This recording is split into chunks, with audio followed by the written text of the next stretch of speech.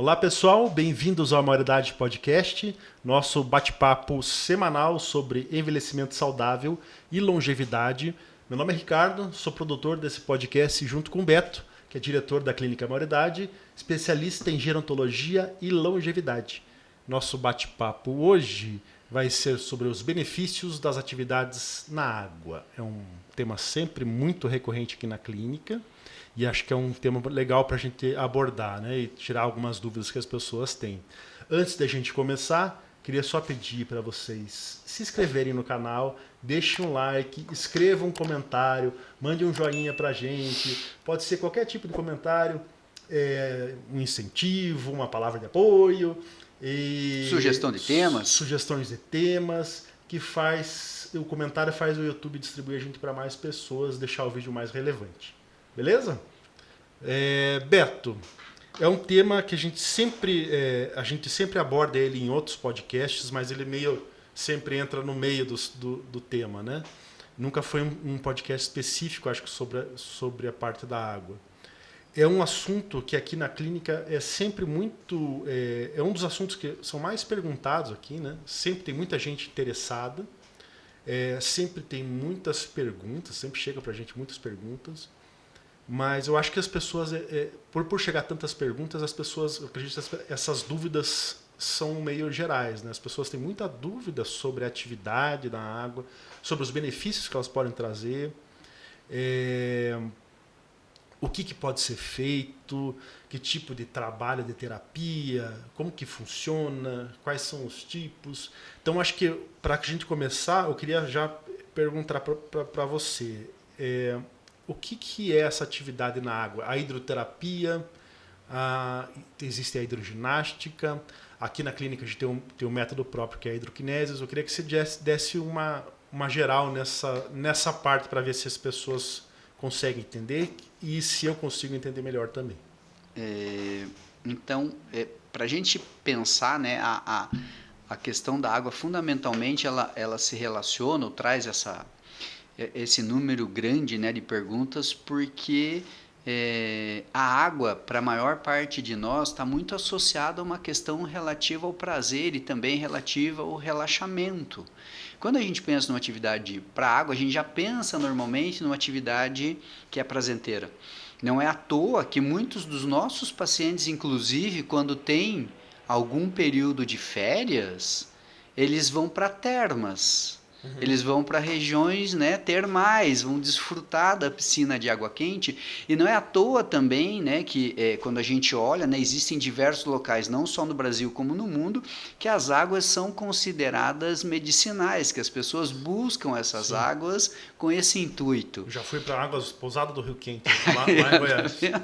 Então, aqui nossos pacientes vão para Santa Catarina, vão para o interior do Paraná, vão para o centro-oeste em busca dessas águas e dos benefícios que essas águas trazem. Então, a água tem essa condição. Além disso, nós temos que recordar que durante o nosso início, né, todos nós iniciamos a nossa vida no meio líquido, né, dentro do útero, né, das nossas progenitoras, das nossas mães, e aquele ambiente, o ambiente líquido, e aquela lembrança, hoje cada vez mais a gente entende disso, né? Essas lembranças, aqueles 9 primeiros meses, é um lugar seguro, é um lugar onde você teoricamente está protegido e aonde você vive grandes experiências iniciais, né, da sua vida. E isso também, do ponto de vista até afetivo, do ponto de vista até dessa condição que as pessoas buscam de conforto, de um lugar seguro, muitas vezes a água traz isso. Obviamente que a gente sabe que as pessoas também têm, né, as questões dos traumas, dos medos que acontecem, que podem acontecer por um acidente, que pode acontecer por uma brincadeira mal feita, que pode acontecer, né, por diversos motivos ao longo da vida, e que de repente a água, que é um lugar que traz todo esse prazer, também a gente vai encontrar o contraponto de pessoas que têm medo da água, que têm trauma. Sim. E que nunca desfrutaram de fato do meio líquido. E também a gente deve pensar, né, né, nessa questão que você falou, que no envelhecimento, ou na medida que a gente envelhece, a água ela vai trazer alguns benefícios, né, para a pessoa que envelhece, que o meio terra, né, que uma atividade, por exemplo, realizada numa academia ou realizada mesmo caminhando, não vai ter a mesma condição de realização, porque a água ela tem algumas propriedades que vão ajudar a pessoa, sobretudo aquela pessoa que tem menor mobilidade, que tem maior dificuldade de deambular, seja por problemas físicos, por problemas articulares, por problemas musculares, mesmo por obesidade e outros problemas que estão associados ao quadro do envelhecimento, que na medida que você tem a água como um meio facilitador e um meio que ajuda a pessoa a se sentir mais confiante em executar algum tipo de atividade, ela surge então como uma terapia, e ao mesmo tempo que você está fazendo aquela terapia, ela também não deixa de ter esse lado lúdico, esse lado divertido que a atividade na água traz. E entrando, né, dentro dessa pergunta que você fez, né, sobre as diferenças das atividades, a gente tem que pensar que a hidroterapia é uma atividade que está muito mais voltada para a reabilitação, para o tratamento das dores, para a reabilitação das cirurgias, para a reabilitação dos problemas tanto associados a dores osteomiarticulares, como essa reabilitação mesmo, né, da coluna, do joelho, do ombro. Então é uma atividade muito mais voltada com esse intuito, muito mais de reabilitar a pessoa e também fazer alguns tratamentos específicos para algumas pessoas que têm alguns outros tipos de distúrbio que não cabe aqui a gente fazer, né, entrar e aprofundar ou ampliar isso, mas normalmente a hidroterapia é isso. Hidroterapia, uma terapia feita dentro d'água para tratar pessoas com diferentes tipos de distúrbios. Eu imagino que seja realmente pensando por todo esse conjunto que você está falando, ela deve ser, eu imagino que a água quente tem o seu benefício, né? A propriedade mesmo que você falou da água, do meio líquido, ela possibilitar acho que a melhor amplitude de movimentos, né? Facilita, né? Acho que tira um pouco do peso de articulação e talvez não sobrecarregue tanto as articulações com dores, né? Essas coisas. Essas propriedades, né, que a gente normalmente utiliza, né, que a água apresenta, entre elas, essa que você está dizendo, né, independentemente da sua massa corporal, né, quando você entra na água, que você coloca seu corpo na água, sobretudo numa piscina que tem uma profundidade adequada, que tenha a adequação, né, para a realização da atividade. Isso não vai acontecer numa piscina muito rasa, mas numa piscina que, por exemplo, a água chega à altura do peito das pessoas, ela vai sentir esse conforto, né, de não ter que carregar o peso corporal, exatamente porque a água, através do empuxo, vai aliviar essa condição e a pessoa vai se sentir mais leve dentro da água. Essa leveza dentro da água vai fazer com que exatamente alguns movimentos que ela tem dificuldade em realizar fora d'água, até por conta, por exemplo, do peso corporal. Quando a gente caminha na caminhada normal, em qualquer terreno, normalmente o que acontece é que o nosso peso corporal, se por exemplo nós pesamos 70 quilos, as articulações, a cada passo que a gente dá, elas recebem 3 vezes 7, 210 quilos a cada passo que você dá. Então, se você pesa 70 quilos, a cada passo que você está dando, as tuas articulações estão recebendo 3 vezes a tua massa corporal. E na água isso não acontece, exatamente por conta desse empuxo que a água oferece, nessa lei física que faz com que, na medida que você tenha a tua massa indo, a água está empurrando você para cima e faz com que você tenha essa condição de diminuição. Daí a importância, por exemplo, das piscinas nas quais a gente trabalha, ou quando a gente vai trabalhar com essa condição do alívio do peso, elas terem uma profundidade que seja adequada. Se ela for uma piscina muito rasa, a pessoa vai deixar a maior parte do corpo dela vai estar fora d'água, então essa ação, que é essa ação de redução, isso não vai acontecer esse benefício.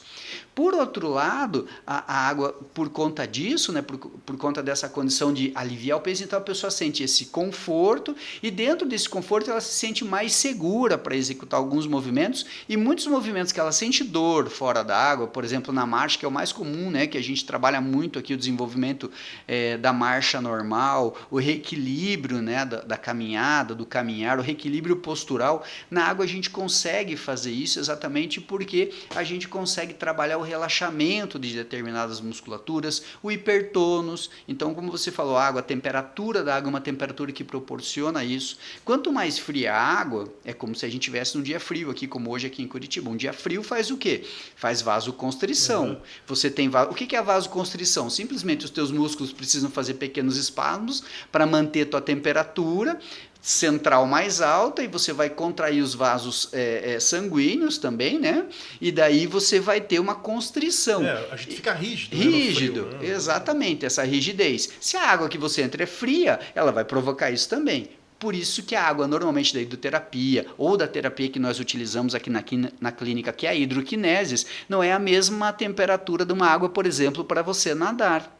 Para você nadar, a temperatura ideal da água são 28 graus e meio. Para você fazer uma terapia, ela tem que superar os 31 graus. Para quê? Para que o corpo tenha essa sensação de conforto, para que você possa, de fato, relaxar a tua musculatura. E é nesse relaxamento da musculatura que você tem os benefícios de você realizar atividade, porque daí a articulação, que as articulações, que são regiões pouco irrigadas, elas começam a receber maior irrigação. E normalmente as maiores dores, né, que as pessoas apresentam estão relacionadas às articulações, sobretudo na medida que nós envelhecemos, por conta da artrose, por conta, né, desse desgaste articular, por conta das alterações dentro de toda a estrutura articular. Então você vai ter as dores articulares. Na água você tem uma redução dessa condição por conta desse relaxamento. Sim. E daí também melhor condições de você tratar os diferentes distúrbios musculares, articulares que possam acometer aquele indivíduo, daí a hidroterapia. A hidroginástica, por outro lado, é uma atividade que já tem um cunho mais lúdico e condicionante. Vai depender muito da abordagem que seja feita, da capacitação do profissional que trabalha, para buscar ou o condicionamento ou essa ludicidade. Legal, eu queria só retomar um trecho que você falou um pouquinho há um tempinho atrás, que você fez um paralelo bem legal, que eu não tinha pensado. A gente nasceu no meio líquido, né? Uhum. A gente, na verdade, fomos, né, gerados ali e crescemos ali, né? Ficamos 9 meses dentro do meio líquido. Então, teoricamente, a gente deveria nascer adaptado. Teoricamente, acho que a gente até nasce, né? Eu já vi até aqueles vários vídeos de bebês que nascem na água e continuam, né, nadando, já saem nadando, né? Mas as pessoas vão perdendo essa capacidade com o tempo, né? Que se não treina, né, ou se não está acostumado, elas vão perdendo essas capacidades de ficar nesse meio líquido, né? A gente já falou sobre isso, né?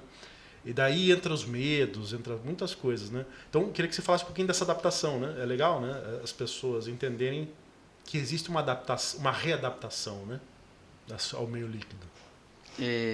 Quando a gente está no meio líquido, mas a gente não faz uma respiração lá, né, nasal, a gente não está respirando, a gente não está engolindo, a gente faz toda a nossa vida, né, no ventre através do cordão umbilical. E na medida que a gente sai, quando você sai, que você perde esse lugar confortável, a gente vai aprender a respirar o ar, né?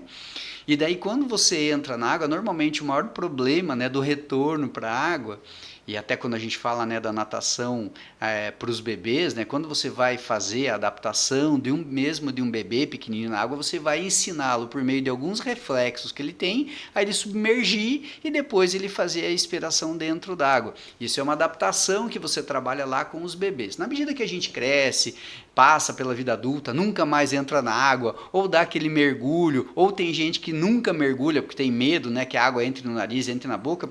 O que aconteceu foi que, como todas as atividades, né, como todas as atividades teoricamente, até do ponto de vista esportivo, a natação ela tem diversas características, ou nadar, né? Não vamos pensar na natação como esporte, mas na natação como homem adaptado ao meio líquido, que é você saber, por exemplo, entrar na água e não se afogar. Entrar na água e não entrar em pânico. Entrar na água e saber que o teu corpo vai flutuar se você souber fazer alguns movimentos, né? Se você souber fazer alguns movimentos, você vai sair, né, para a superfície, e se você não inspirar dentro da água, seja pela boca ou pelo nariz, você não vai se afogar. Se você bloquear o teu ar, você não vai se afogar. Se você não fizer nenhum movimento de aspiração, a água não vai entrar.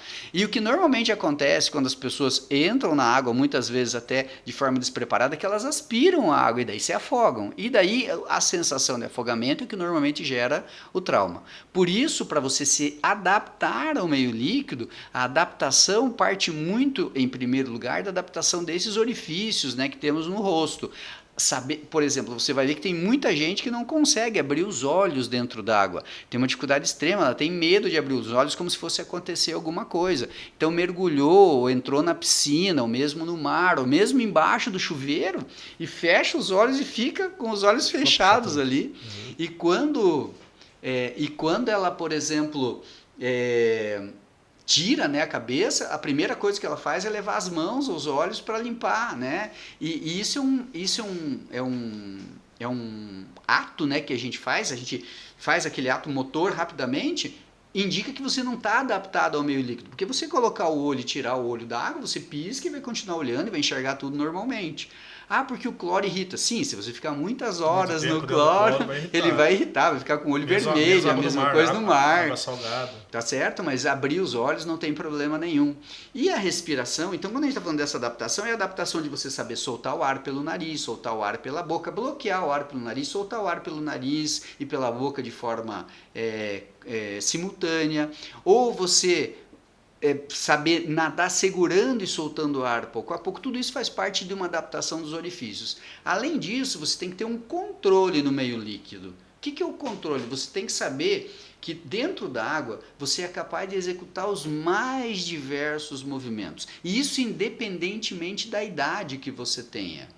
Sendo você mais velho, sendo você mais jovem, você é capaz de deitar de barriga para cima, de deitar de barriga para baixo, de deitar de lado, de sentar no fundo da piscina, de deitar de barriga para baixo lá no fundo da piscina, de girar o teu corpo, de virar cambalhota. Tudo isso a água proporciona. É muito difícil, por exemplo, você fazer isso. É muito mais difícil você fazer isso no solo, as pessoas ficarem girando, né, no solo de decúbito ventral, decúbito dorsal, decúbito lateral, daí encolher o corpo, daí esticar o corpo, daí sentar, daí... Na água isso é tudo muito mais simples, na medida em que você adapta a pessoa e que ela começa a ter uma consciência sobre o seu corpo e o controle do seu corpo num outro meio que não é o meio ar que a gente vive. Então, essa adaptação faz parte desse programa que envolve o nosso método, que é a hidroquinesis, que é exatamente esse controle postural, porque o que a gente quer de fato é que a pessoa volte a ter o controle sobre o seu corpo, seja no meio líquido, seja na terra. Por isso que tanto a atividade que nós desenvolvemos dentro da metodologia da clínica, na atividade fora da água, quanto na atividade na água, entra o conceito da realfabetização motriz e sinestésica. Legal. Então, esse é o link, né, das atividades. O controle corporal, eu imagino que na água existe esse... Por ser água, é um facilitador, né? Se você colocasse duas pessoas para fazer a mesma preparação, uma na terra, outra na água, acho que da água, eu imagino que ela talvez tivesse, não é controle, acho que consciência corporal maior, né? Talvez você traga essa consciência corporal. É muito difícil, a gente não tem nenhum dado assim que eu possa te formalizar sobre isso, mas o que sim, você tem um complemento de trabalhos. E veja, a realfabetização motriz que a gente trabalha fora da água, dentro, né, do método da clínica, nos diferentes programas, ela tem muito bons resultados. A grande questão da água é que ela traz para a pessoa a possibilidade de trabalhar num outro meio, e meio que muitas vezes ela teve muito desejo de desfrutar, Então a gente tem muitas pessoas que gostariam de entrar na piscina com os netos e se sentir seguras, ou mesmo ir numa piscina, entrar e nadar, né? E quando eu falo nadar, de novo, não é só o nadar como a gente pensa, nadar crawl, nadar costas, é se deslocar na água sem medo de se afogar, tendo flutuabilidade, sabendo usar suas mãos, suas pernas para se deslocar na água, para respirar, porque até fazendo, né, um adendo aqui, durante muito tempo eu trabalhei na Espanha em programas de natação de salvamento para as crianças, porque lá todo verão, como existem muitas piscinas municipais e muitas piscinas nas casas e nos condomínios, e havia um grande número de afogamentos, então existe um programa que chamava Ningún Niño Sin Saber Nadar, e no qual a gente ensinava as crianças desde as muito pequenininhas. A gente começava com crianças de 2 anos até os 14 anos. Todos tinham que, em 15 dias, aprender a entrar numa superfície de água que cobria, né, normalmente uma piscina de 2 metros, 2,80 metros, que elas tinham que entrar ali, saber afundar naquela piscina, sair daquela piscina, nadar até a borda e sair da borda. Por quê? Porque é isso que normalmente acontece. Você cai na água, você tem que se defender da água, tem que subir a superfície. Tem que fazer seu próprio resgate. Exatamente. E é um nado de salvamento, que muitas vezes o nado que a gente ensinava é o nado que aqui a gente chama de cachorrinho, que é um nado que você usa exatamente para você poder fazer um nado de sobrevivência. E muitas vezes o cachorrinho, né, o cachorrinho que a gente ensina, que é o cachorrinho adaptado, é o nado no qual você aprende a respirar, colocar o rosto na água para descansar a tua cervical. E esse nado é um nado que é base para você ensinar diversos outros movimentos dentro d'água. Então, só fazendo um paralelo a isso, então a gente ensina isso para as crianças, por quê? Para sobrevivência. Na medida que a gente adapta a pessoa ao meio líquido, que ela começa a controlar o meio líquido, o que acontece? Puxa, ela se sente muito mais segura e muito mais confiante e além do que abre uma nova porta para ela no sentido da diversão, no sentido de, puxa, tem uma piscina no verão, tá aqui, vou entrar e vou desfrutar disso sem medo. Quantas pessoas, né, fico imaginando, vão para uma praia, né, vão para um lugar que tem piscina e acabam não entrando por causa dessa... ou entram só até o joelho, até a cintura, muitas vezes, né? Quantos velhinhos eu já vi na praia só jogando a água no corpo, né? Eu acho que talvez tenha um fundo desse medo, dessa falta de segurança, da falta de controle. Você está falando coisas, né, que, por exemplo, quando você pensa numa praia, você tem diversos riscos. Você tem a força da onda, você tem a correnteza, você tem o buraco, mas se você está numa praia tranquila, numa praia sem ondas, numa praia na qual você, né, pensa naquele mar liso e que a pessoa pode entrar ali, muitas pessoas ali não desfrutam também. Mas normalmente até o desfrutar desse meio líquido hoje, muito associado a essa diversão mesmo na piscina.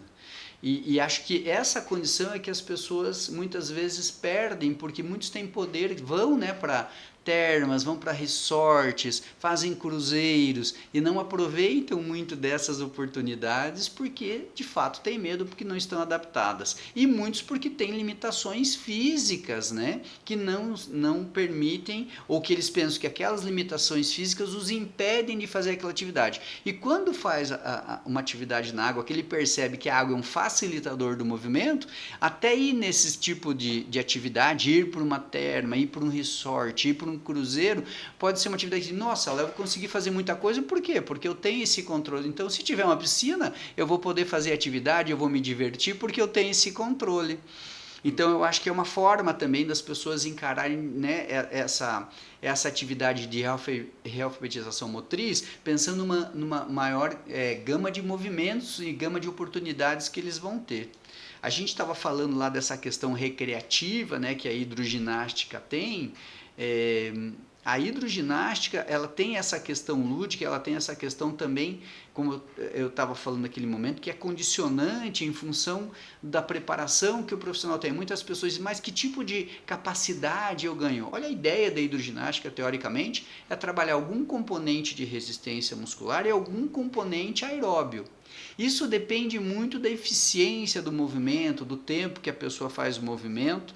E há estudos contraditórios com relação a esse ganho, mas sobretudo o que se ganha é exatamente essa condição de mobilidade, essa amplitude dos movimentos e até esse cuidado com a saúde articular, porque a pessoa de fato está se movimentando numa atividade que existe um determinado grau Sim. de impacto, mas que não é o mesmo impacto dela fazer uma atividade fora da água. Então, para quem não tem uma saúde muscular, músculos o suficientemente fortes, a hidro pode trazer esse tipo de benefício. E é importante também fazer um adendo, que a gente sabe que a osteoporose, ou para prevenção da osteoporose, a gente precisa pensar nesse impacto sobre o eixo longitudinal do osso. Então, muitas vezes, apenas a atividade aquática não vai fazer com que isso aconteça. Então, quando eu me pergunto, puxa, eu devo continuar fazendo atividade aquática? Eu gosto de nadar, eu continuo nadando, eu gosto de ir lá na hidro, continua, mas você precisa associar essa atividade hidro ou natação a uma outra atividade que proporcione esse impacto sobre o eixo longitudinal do teu osso. O que é isso? É o impacto do andar, é o exercício de musculação que faz pela própria compressão, né, dos músculos sobre o osso, essa necessidade do osso se regenerar, porque é muito importante, né, a gente ter esse olhar sobre o que acontece na medida que eu envelheço. Na medida que eu envelheço, a osteoporose é um grande risco. E eu tenho aqui casos clínicos, casos que aconteceram aqui conosco, de pessoas que nadaram durante muito tempo e que depois, quando chegam aqui, elas tiveram, né, por conta até de nadar muito tempo em baixas intensidades, ou mesmo fazer apenas a atividade de natação, nenhuma outra atividade, elas têm uma osteoporose bastante avançada. Por quê? Porque a natação não oferece esse impacto sobre o eixo longitudinal do osso. Então, o ideal é a pessoa fazer as duas atividades, né?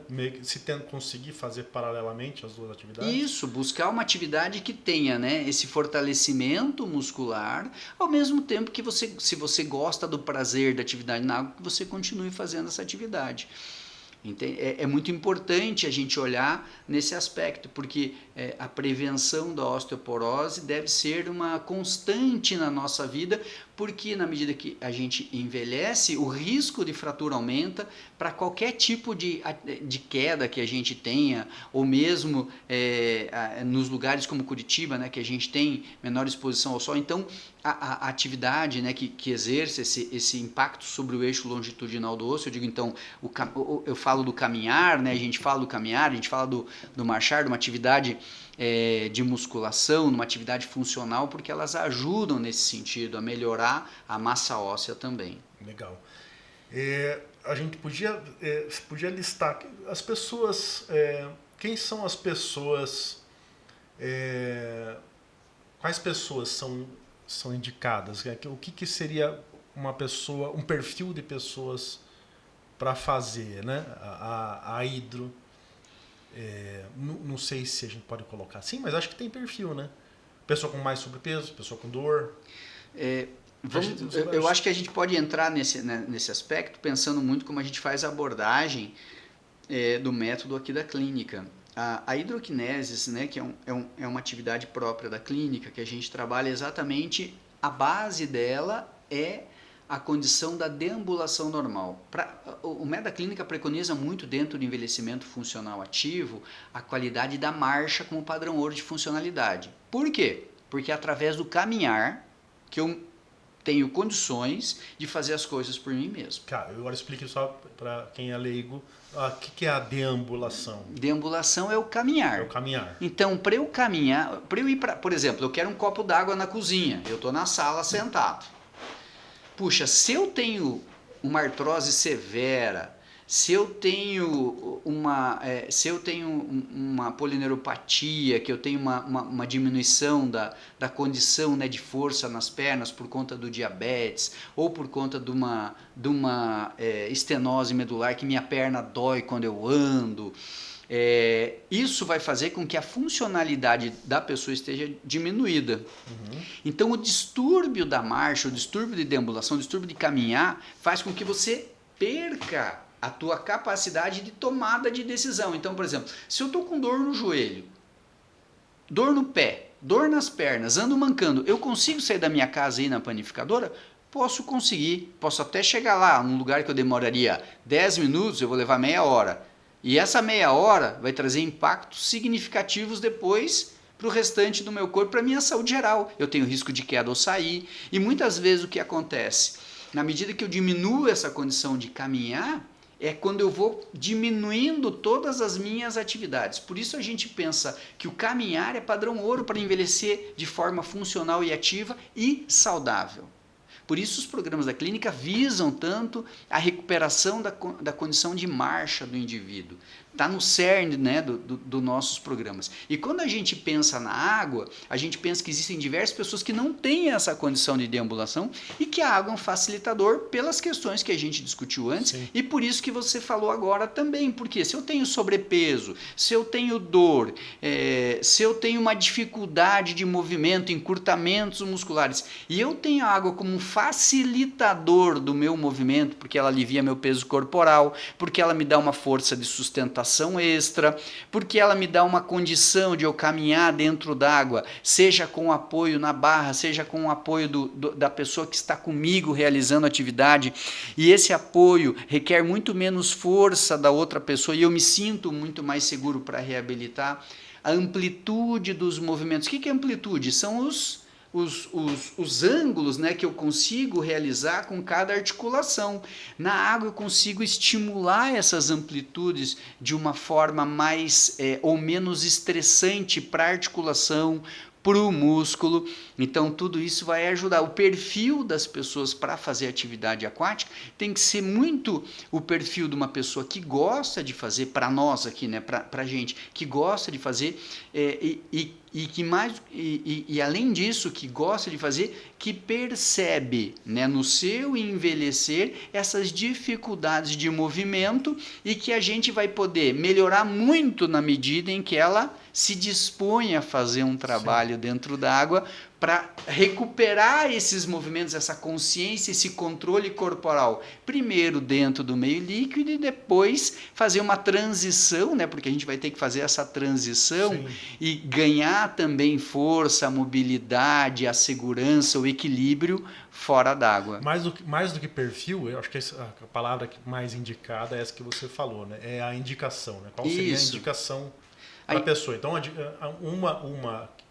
acho que talvez a principal, que você já está falando, é a indicação de uma pessoa que tem problemas de marcha. Problemas de marcha, normalmente causados por artrose, por todos os problemas que vão fazer com que a pessoa manque, vamos colocar. Ela manca, ela está desequilibrada, ela, entendeu? Mas a pessoa às vezes nem sabe que tem problema de marcha, acha que não tem, né? Isso é bem comum, a gente avaliar, né, as pessoas aqui. Ontem mesmo a gente teve um paciente que ele veio e a gente foi fazer a avaliação da marcha e ele estava mancando. Eu falei, o senhor percebe que manca? Ele falou, não percebo, eu não manco. Daí o que aconteceu? A gente filmou, né, o paciente, mostrou para ele, ele falou, meu Deus do céu, eu não tinha noção que isso acontecia comigo.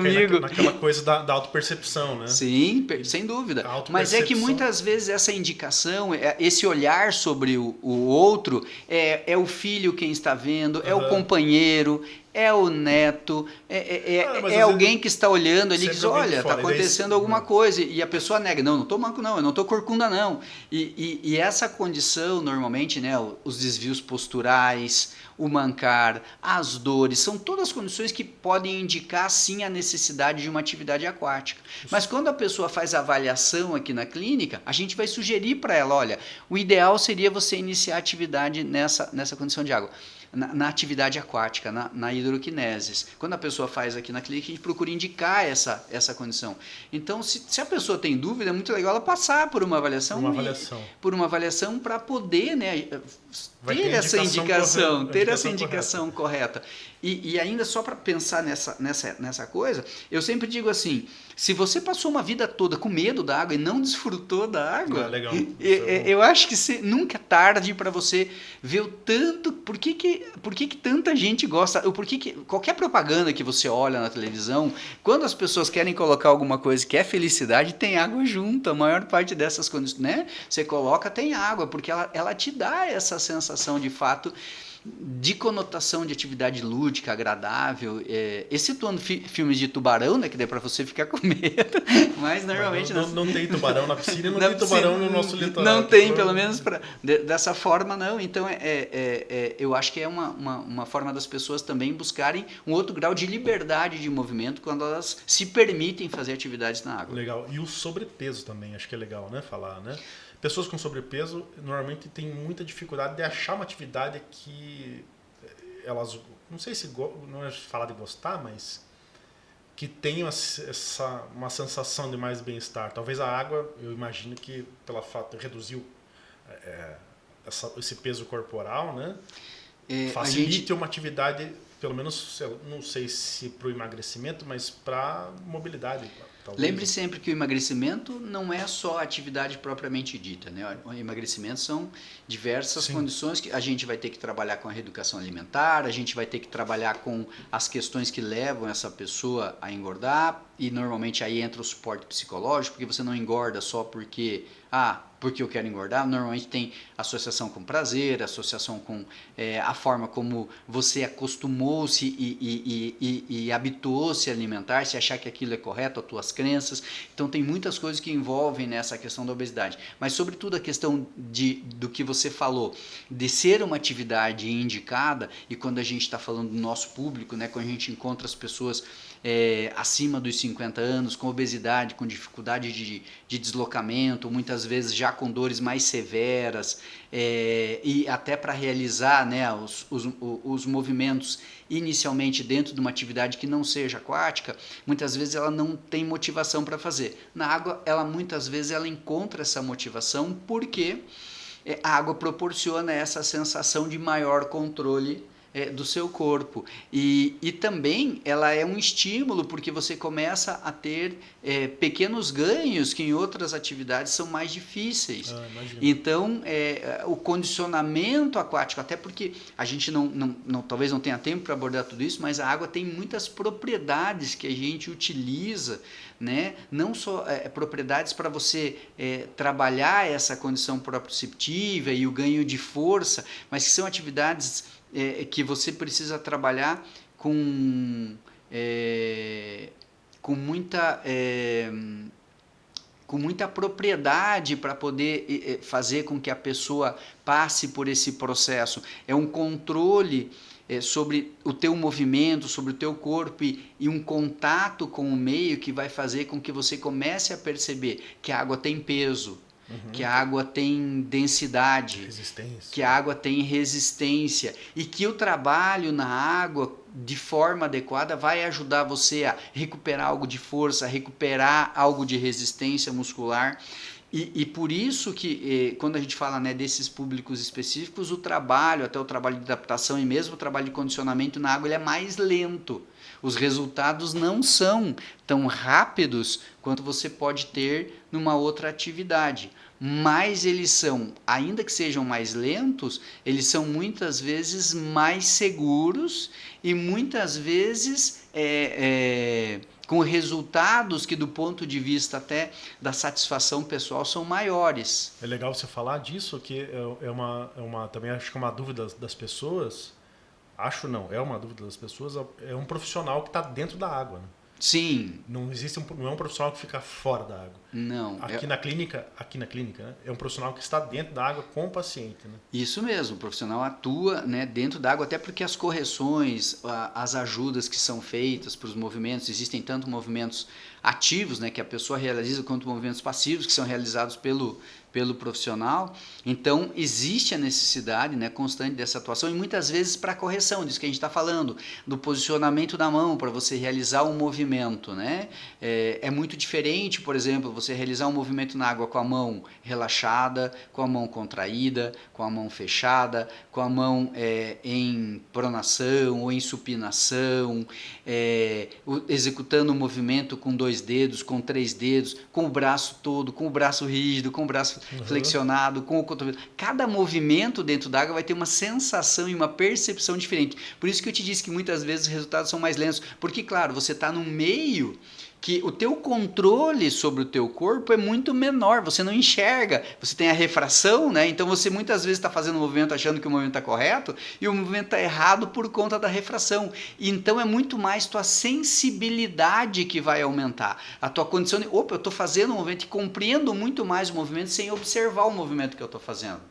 E isso é o ganho da sinestesia, do teu controle sobre o teu corpo, tá cada vez maior e mais aguçado. Isso, por exemplo, para quem está envelhecendo, que tem uma redução, né, proprioceptiva, uma redução das habilidades sensoriais, a manutenção da propriocepção é fundamental, porque ela vai ajudar na manutenção do equilíbrio, na manutenção do controle postural, na manutenção do controle espacial, que tudo isso a atividade dentro da água ajuda muito, com um menor risco ou sem nenhum risco de queda, né? Zero risco de queda, e além disso trazendo aquela situação que a gente falou de repente a pessoa está ali, agora eu vou dar um mergulho aqui, vou desopilar embaixo d'água, que você não consegue fazer uma exalação e sentar no fundo de uma piscina e ficar ali tranquilo e sentir aquela sensação, né, de bem-estar. Só quem faz isso é que sente essa sensação mesmo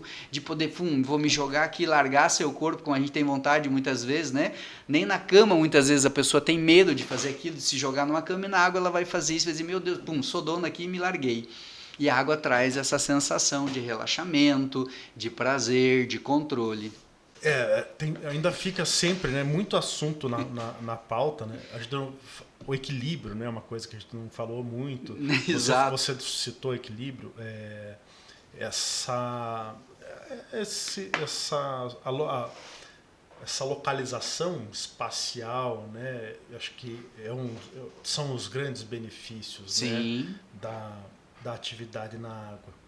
Mas acho que o nosso tempo também está bem já esticado. Vamos tentar fazer um outro podcast sobre a água. Mandem suas sugestões, perguntas, se tiver pergunta para o Beto. Tem muito assunto, sempre tem muito assunto, né, sobre... Tem muita coisa que a gente não abordou muitas questões até relacionadas a própria condição do esporte água, né? Que muitas pessoas perguntam, né? A parte esportiva também perguntam. Tem atletas longevos, né? Natação master, como que acontece isso, né? Como que as pessoas chegam até lá. E muitas vezes o início desse processo é um processo que a pessoa passa por uma terapia de reabilitação e que ela encontra o prazer de fazer isso e vai buscar essas atividades. Quantas histórias a gente tem assim de pessoas que já passaram por aqui que hoje fazem isso. Então acho que são muitas coisas que a gente tem para conversar, mesmo sobre a própria condição da água, como até a saúde mental que a água proporciona, e muitas vezes a integração, né, com outros grupos, que a água também proporciona isso, né? A água é um meio integrativo, é um meio socializante, então tem muita coisa que a gente não abordou, mas como você falou, a gente tem tempo para abordar em outros podcasts. A gente pode fazer outros podcasts, né, especificamente sobre esporte, sim, sobre atletas longevos na água também. Tem muita coisa que a gente pode falar. Se inscrevam no nosso canal, deixem o seu like, escrevam um comentário, coloque a sugestão de perguntas no próprio vídeo, no comentário, que ajuda o YouTube a distribuir a gente para mais pessoas. Beleza? Obrigado. Obrigado, valeu, pessoal. Até o próximo podcast. Grande beijo. Tchau, tchau. Tchau.